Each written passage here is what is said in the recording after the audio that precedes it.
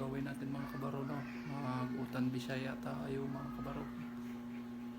Prito muna tayo ng isda at saka lagyan natin ng kalabasa, kamunggay, sayote, luya mga kabaro. So yan lang mga kabaro.